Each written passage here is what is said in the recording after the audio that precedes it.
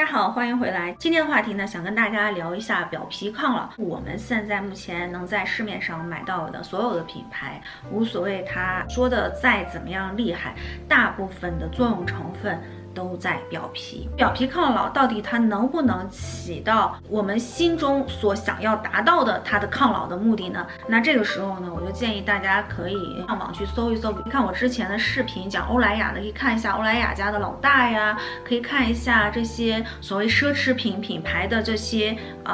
后续的继承人啊，就看他们那张脸到底有没有老。因为我觉得这个东西，现在咱不说什么东西管不管用，从我们眼见为实最直观的刺激就能说明目前我们的这个护肤品啊，所谓的这种表皮抗老到底发展到哪一步。那这个时候呢，我们就不要抱有什么特别高的这样子的幻想了哈。我相信大部分人都知道，表皮细胞呢是大概是28天的一个更新周期。我们身上不同部位的这个表皮哈，它的这个更新速度有快有慢。这样看来，其实我们的皮肤，无论你现在处在一个什么样的皮肤状态，那我们只考虑外界的影响，我们的护肤品呀，我们的外界的空气环境啊，对我们的皮肤影响，咱不考虑内在的，比如说健康啊、身体因素的影响的话，我们所有的皮肤状态都应该可以好的。因为它有一个更新的周期嘛，28天坏的细胞就更新掉了，就变成这种新的细胞了。那按照这个原理来推算的话，我们可以利用表皮的这个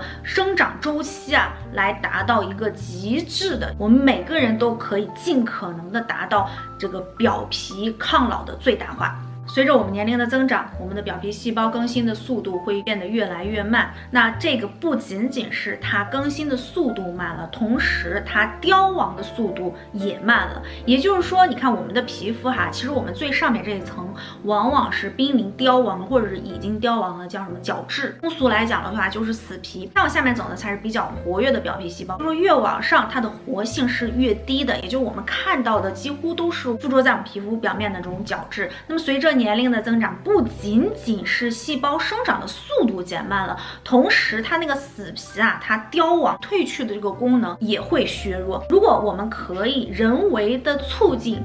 表皮细胞的这个生长速度，并且人为的改善皮肤角质皮肤的这个剥落的频率，其实就是可以最大限度的起到表皮抗老。那影响表皮代谢的因素有哪些呢？刚才说了，第一个就是我们的年龄因素，那第二个呢就是我们的基因，每个人的基因是不同的，同时呢某一些基因变异也可能导致皮肤细胞分化和脱落的这种异常。第三个呢，我认为就是健康。那在这个健康的一个大的范畴里面呢，首先就是我们的营养和饮食病从口入哈，身体的整个的这个状态跟我们的饮食都是有关系的。摄取足量的维生素 A、C、E 微量元素、矿元素都是可以能加快我们表皮代谢的。这个健康因素里面还有一些生活习惯，是不是有熬夜的习惯啊，包括抽烟喝酒这些事情都是会影响我们这个表皮代谢的。还有一个就是心理健康，那这个呢往往被很多人忽略，以为这个心理上的东西，我们大脑想的这种东西，思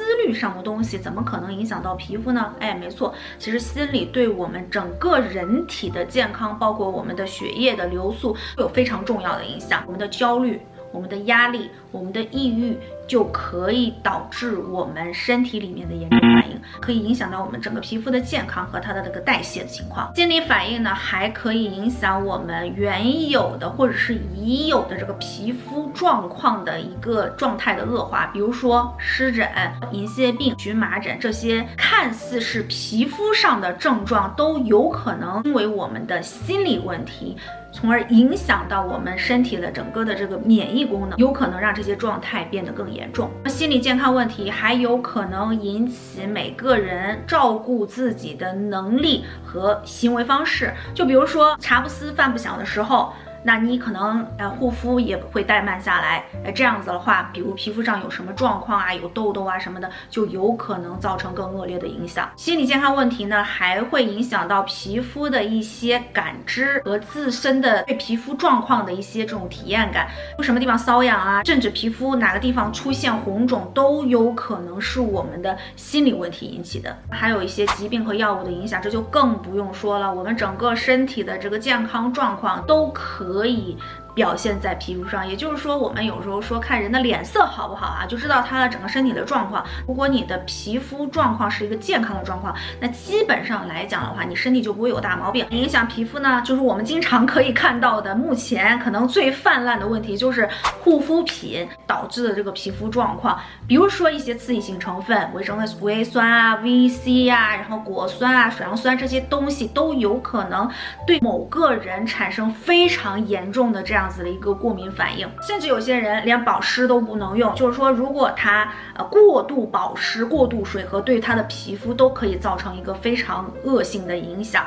这个东西啊，真的是因人而异。所以我在视频中再次跟大家强调，并不是说某一个博主的什么什么方式就可以适用于每一个人，肯定不是这样子。如果你真的很关注这一块，那你就这么几个成分，把它搞清楚、搞懂，然后结合自己的这个情况，你就永远不会出现问题。那么你说我就偷懒，你用什么我用什么，一般出现问题都是这一类思想。护肤品哈，这其实是一个非常大的一个话题。那我们现在所用的护肤品大部分就是一些化学元素构成的，不管它是什么物理的、化学的这种作用模式，它里面都是一些化学成分。当然了，现在有这种 clean beauty 啊，就是完全属于这种自然的植物的，但植物并不是说对皮肤就是好啊，大家一定要明白这个状态，并不是所有 clean beauty 说是植物的对我们的皮肤就没有伤害。那我们皮肤本身就是一个我们人体最大的一个保护器官，它把我们裹在里面，对不对？把我们最柔弱、最柔嫩的部分都裹在里面。那么外界对它的刺激，为什么叫做刺激呢？其实就是说这个东西它不应该属于放在，它不应该涂在、擦在。碰到我们的皮肤，那么皮肤一旦接触这个东西的话，它自然而然就会有一个反应，把这个东西叫做排毒反应。整个人体的状况都会有一个排毒的状况。什么叫排毒？就是我们吃进去、碰到、触摸到、涂抹到任何不该属于我们身体的这些物质，身体自然而然就会有一个反应。看了我的视频的这些姐妹们，咱们使用维生素 A 哈，那它本身就不是让我们的脸去碰这些东西的，只是说现在发现，哎，这个脸上这个皮肤碰到这些东西之后，好像是可以刺激皮肤，让它自我修护，让它自我生长，从而给我们带来抗老的这种效果。但是理论上来讲的话就整个这个原理上来讲，这些东西对我们皮肤都是有一定的毒性的。所以说我们的皮肤碰到它之后，就会有一个这样子的排异的反应。它如果你说没有这样子的，任何你擦脸上擦任何东西，泼硫酸都没有反应的话，那个这个人就有问题了，说明你这个保护机制就出现问题了。那么今天呢，我也把这个东西当成一个重点来讲。那么环境对我们的表皮你的皮肤和我的皮肤为什么不一样？为什么我在这个城市和到那个城市不一样哈？当然了，城市的环境、水土、饮食对我们的身体健康，对我们整个人体的改变都是很大的。那么今天抛开这些来讲，从我们表皮从外界接触到的这个环境来讲这个对我们的皮肤、对我们的表皮细胞也是有非常巨大的影响的。从以上几点对表皮细胞代谢的这些影响因素来看我们不难理解，我们的皮肤我们表皮是一个活的，它不仅是活的，它的整个生长的速度也很快，它遇到什么对它有毒有害的物质，它的整个的反应的速度也很快。那当然根据我们每个人不同的这个皮肤的质地来讲导致我们对这些东西的这个反应的速度跟灵敏度不一样。但是总体来讲，我们的表皮它都是活的，它都会做出反应的，对周围的物质、对身体的状况会做出反应的。我们的表皮可以在实验室的环境下，它不仅可以生存，它还可以生长。有一个非常关键的因素可以影响这些表皮细胞的生长速度，这个因素呢就是湿度。湿度越高，你的空气中水分含量越高，你的整个表皮的这个 shifting， 就是它的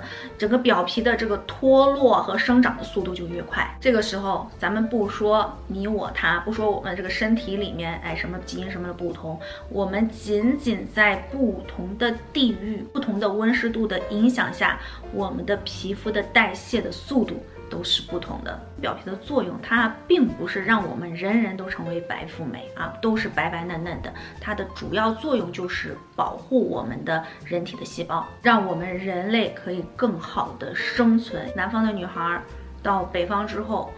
这个皮肤就会出现这种不舒服干裂呀，甚至出现各种这样的状况。那北方的女孩到南方之后，有的皮肤就变好了，好像没那么粗糙了。生活在干燥地的姐妹们，上帝给我们设计了这个厚脸皮，其实是为了让我们抵御干燥的环境，以及干燥的环境后产生这种风沙呀，对我们这个皮肤的影响，不至于那个风沙一刮，你表皮裂口子感染，就会影响我们这个人类的生存。一个设计呢，它就放弃了外观上的这个漂亮和嫩白从而保护我们表皮基底的细胞的活性。从这一点上来看，我们就不难理解，并不是说一种护肤方式就适合所有的人，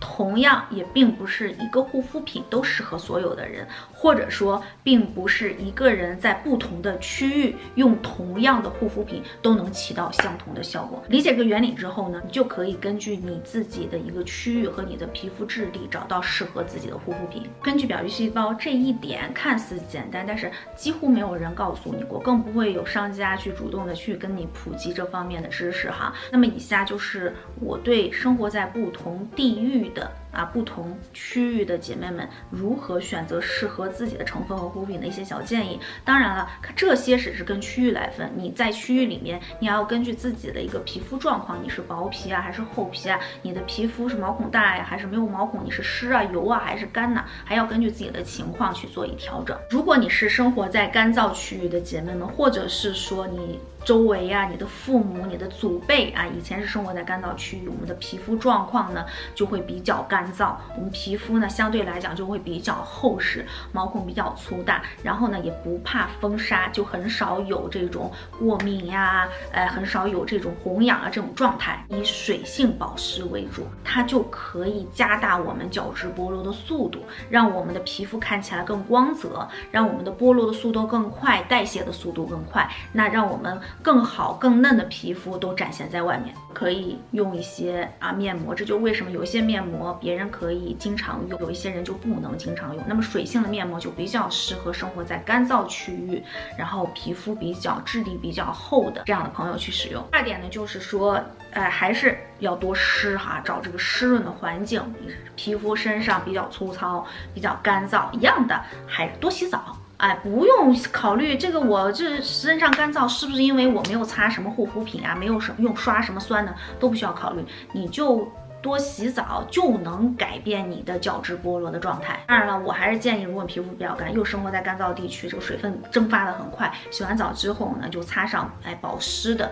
这个护肤乳就可以了。第三点呢，就是比较极端的，可以用酸性物质果酸可以用水杨酸来加快你的表皮的代谢。刚才说这些物质为什么会加快代谢呢？其实它对我们皮肤是一种刺激，是一种毒，皮肤对它都会有反应就这么简单的理解。但是这个反应呢，它可以在一定程度上，因为什么？它碰到毒了，它觉得这个东西对它有伤害，它会快速的更新。那这个过程其实就加快我们的角质代谢。那你在加快角质代谢的同时，别忘了我们生活在干燥地区，对不对？需要在后续进行一个足量的保湿。生活在湿润地区的小伙伴们，刚好相反，外面环境潮湿，你的皮肤角质剥落的比较快。那么有一个很大的问题就是说，你们的皮肤虽然看起来可能细白，比较嫩，但是呢，它对外界伤害的抵御性也会更薄弱。那相对来讲，我们就需要有一定的油脂来帮我们隔绝外界的这个潮湿的环境。所以这一类小伙伴可以尝试用油性的